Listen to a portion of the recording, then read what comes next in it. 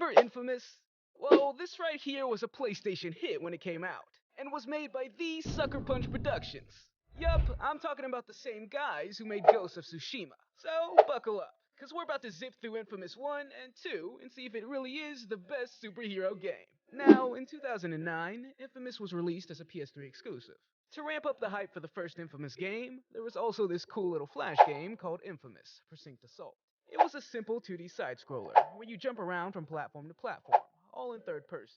But Infamous 1 throws you into the life of Cole MacGrath. Cole, an ordinary bike messenger whose life changes when a mysterious package explodes in his hands. He wakes up from a coma, and Empire City is in shambles. There's a deadly plague, government-imposed quarantine, gangs running wild, and amidst all this, Cole discovers he's got some serious electric mojo.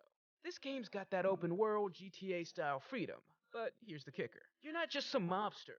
You're a dude with superpowers. Cole's on a mission. Snag the race sphere, bust out of the quarantine. All part of a deal with an FBI agent after a bungled escape. Once he's got it, your call. Blow it up or power up. Your game, your rules. Infamous 1 has a unique concept. We're talking about karma moments that shape your path. Go hero or villain, and doors will open or close to you. 15 missions each, exclusive to your vibe. Plus 70 others for anyone's game. Your karma even unlocks unique moves, steering you toward one or two different endings. Every playthrough, a fresh adventure based on your decisions. As you play, your actions are tracked on a 6-part morality gauge. You can go as high as the saint-like rank of hero, or as low as the scum of the earth rank of infamous. Now this choice affects your looks.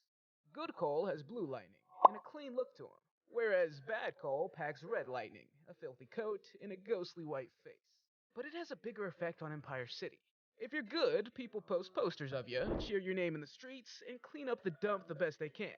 If you're evil, people deface posters of you, hurl rocks at you, and even let the city fall deeper and deeper into filth and anarchy. After you run through the basics, the usual run and gun tutorial, Empire City becomes your playground. Want to follow the main storyline?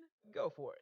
Feel like taking out some rooftop baddies just because you can? Be my guest. Or maybe you're into side missions, or simply want to parkour across skyscrapers. It's all up for grabs. Once things heat up, you'll face off against a trio of bosses throwing down the gauntlet, each with their sights set on tearing Empire City apart. But the real action, that's with the street gangs holding up the city's islands hostage. And Cole, he's not just tough, he's supercharged. Rack up XP by nailing missions and wiping out gangsters, then cash that in to ramp up your powers. Cole's life is about two key people, his best bud Zeke and his girl Trish. Then the explosion flips everything upside down. Trish loses her sister and has to grapple with Cole being at the center of the chaos.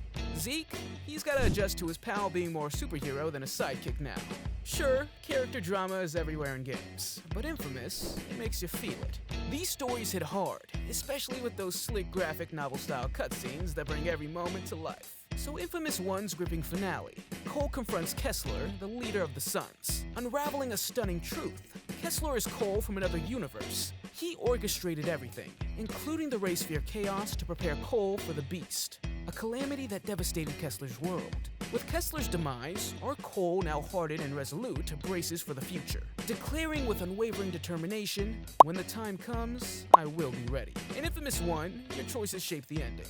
Play as hero, and Cole becomes Empire City's shining savior, though it strains ties with Zeke and Moya, hinting at heroism's isolating path. Choose infamy and witness Empire City's descent into chaos, with Cole reigning in anarchy, dismissing Kessler's ominous warning about the Beast, confident in his newfound unrivaled power. Well, as expected, the adventure doesn't stop when the credits roll. In fact, in Infamous 1, you can keep cruising with Cole, all powers and XP intact, and mop up any side missions or baddies that you missed. And if you're itching to flip your karma, start a new game and see how the other half lives. Just remember, you'll be resetting those hard-earned abilities and XP to 0.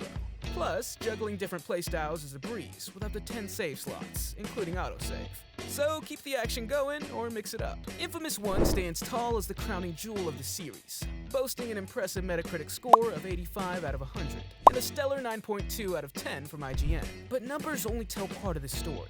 To grasp the masterpiece Sucker Punch has crafted, you gotta play it for yourself. Dive into and experience the world of Infamous 1 firsthand.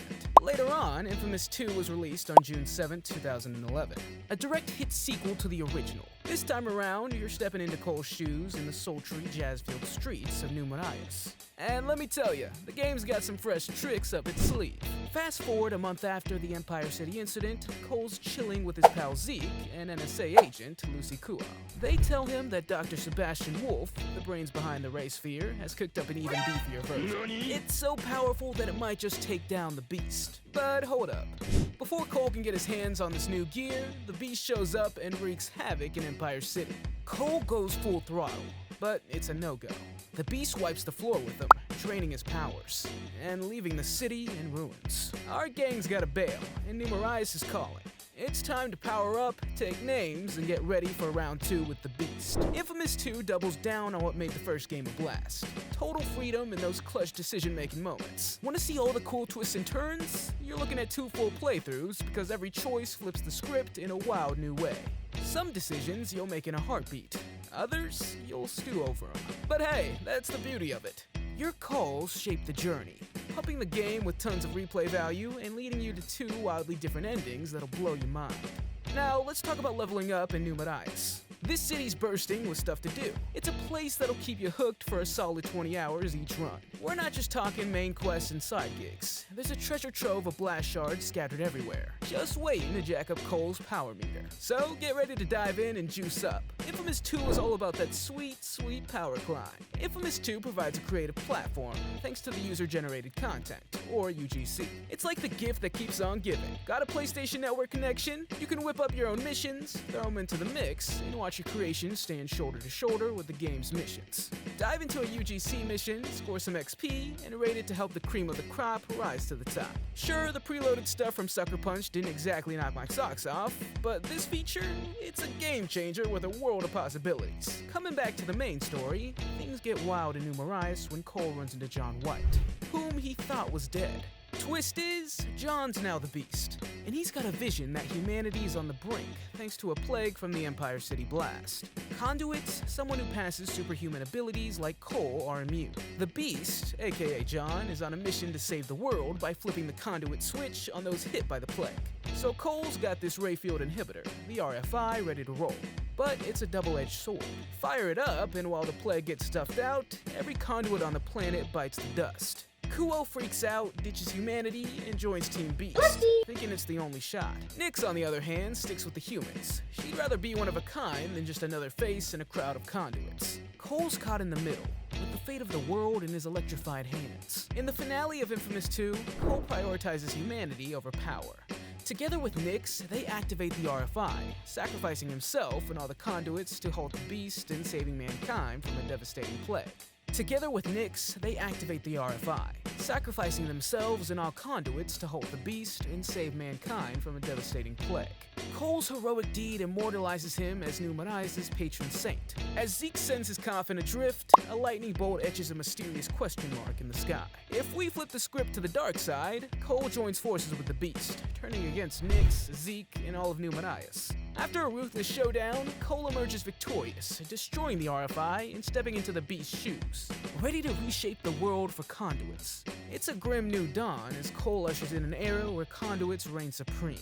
Infamous 2 comes second to its prequel in ratings, with a Metacritic score of 83 out of 100 and a 9 out of 10 from IGN, which makes both Infamous 1 and 2 the highest rated games in the whole series. Despite Infamous 1 and 2 having high ratings, dubbing them the best superhero games might be a stretch, especially with Batman Arkham and Spider-Man series setting modern benchmarks in fluidity and freedom. But hey, Infamous holds its own as a top-tier experience. So, I gotta say, it's a must-try if you want to experience some of its awesomeness. And that's all, folks. Hope you enjoyed today's video, and if you did, don't forget to smash that like button. Peace!